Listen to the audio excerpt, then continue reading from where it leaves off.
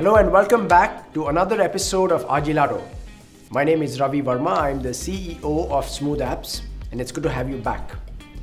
Today I want to share a story about joys of parenting, or the happy moments as a mom or a dad, as a parent, is your child's birthday party. And as we started planning our children's birthday party, we had to be very careful about the kind of food that we put on the table, because some kids could have allergies to peanuts, some of them could have celiac disease, so maybe they need gluten-free food. Some of them may have lactose intolerance, so they may need food that is free of any milk or milk products. Okay, and if we make a mistake and if we feed a child something that they are allergic to or their body cannot handle, it can have some seriously undesirable results. So this is something that I probably didn't pay as much attention to as an adult, but once I became a father, once I became a dad, it really elevated my awareness. So as I started thinking about this experience as a parent, a thought came to my mind. So let's imagine that you were to organize a party for your child, a birthday party for your child, okay? And you ask around and you find out who is the best caterer for birthday parties. It starts out by being a birthday party where only your child's friends are invited, okay? But then the list starts growing. So maybe it's not just the friends from school, maybe it's friends from ballet, and then it becomes friends from karate and maybe from gymnastics and so on. And then maybe some of your friends, children from your workplace or your spouse's workplace.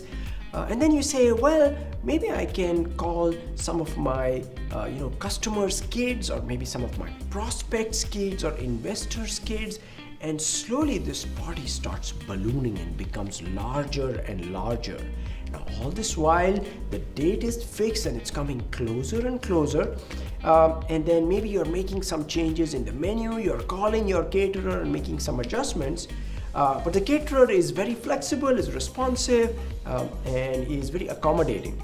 Okay, so all your requests are taken care of, and then finally the day arrives. So the party has started, all the kids are there, and then they start going and start eating, and all the food is laid out at the counter. And then you go, and as you are looking at the kids eating the food and enjoying the food, you start noticing something. None of the food has got any kind of labels on it to say which of the dishes might have some peanuts, which may have milk products, which are gluten-free, which are not. Now, when you start noticing this, maybe you start getting a little bit concerned, because you had mentioned very clearly that you want very distinct labels so that kids don't have something that they can't handle. Our parents are able to give their children the food that is good for them. So you walk over to the caterer who's kind of organizing everything and serving the food, and you say, so, it's interesting. I thought we had an agreement that we can, we would clearly label the food, and I don't see any labels. And the caterer comes back to you and says, don't worry. I've been doing this for a long time. It's going to be fine. And then, what if you said, no, I'm not so sure about that. What happens if someone who has an allergy to peanut butter, a child has something that has peanuts in it? They could break out in hives, they could possibly lose their life. And the caterer says, oh, don't worry, there's a Walgreens down the road, we just go down there, we get an EpiPen and we just inject them, it'll be fine. I've been doing this for a while, don't worry, we got it covered. What if there was a child who was lactose intolerant and had some pastry or something which was made with milk or milk products? And the caterer says, oh, don't worry, we got some extra toilet paper, even if they have an upset stomach or throw up, we'll clean up. Now maybe you're getting progressively more and more irritated and upset, because this concerns the well-being of your child's best friends. It could be your boss's child, your investors, your customers. So the stakes are very high over here. What is the point of this illustration? Would you, as a customer, as a consumer, put up with this kind of behavior from a service provider, where that person appears to be so casual about something that is so valuable and dear and precious to you, chances are that you might not. You might stop that party right there and then, perhaps get rid of all the food and prevent any further damage. And chances are you're probably going to give a bad review to that person on Google and, through word of mouth, caution other people to never ever use that caterer again. But what does any of this have to do with complex software delivery or agile software delivery? One of the key things I wanted to drive home through this analogy is the idea of definition of done. So in one of our previous episodes, we explored the definition of done and how it is a series of steps or quality steps that you are assuring all stakeholders will be performed on each and every feature that is delivered to the market. Many times what happens is, under the pressure of the deadline, even though we have a definition of done, which is equivalent to labeling the food, each food on your kid's birthday party in terms of the ingredients, or in terms of making sure that every single food item is prepared with safety standards, with fresh food in a way that it's clean and it is healthy for people to consume.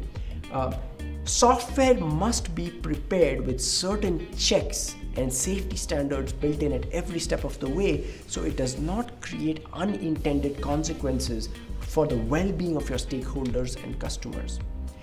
Now, just like we might not want a caterer to take certain shortcuts and not inform us and then serve food to our kids or our kids' best friends, it should be reasonable for us to expect that the consumers or the users to whom we deliver software might have a similar expectation of quality and ethics and professionalism from us. So my question to you is this: when you deliver software to your stakeholders, to your customers, are you as honest and as transparent about the quality standards that have been met or bypassed or avoided in the delivery of this software? Are you being as transparent and honest and ethical with them as you would like a caterer to be when they were catering for your child's birthday party? If not, why not? And if there was one baby step that you could take to get better in this direction, what might it be? Take a small step, conduct a small experiment over the next 2 to 4 weeks. Let me know how it goes. And until the next episode of Agilado, this is Ravi. Keep calm and scrum on. Hey guys, hope you liked my videos. Don't forget to subscribe so you get notified of our new videos and new episodes. Share with your colleagues. Follow us on social media. So would you like fresh ideas on how to stay agile? Check out smoothapps.com. We've got our upcoming events and training. You can read our blog for free tools and techniques, and you can even schedule a free mentoring session with us. So until next time, scrum on.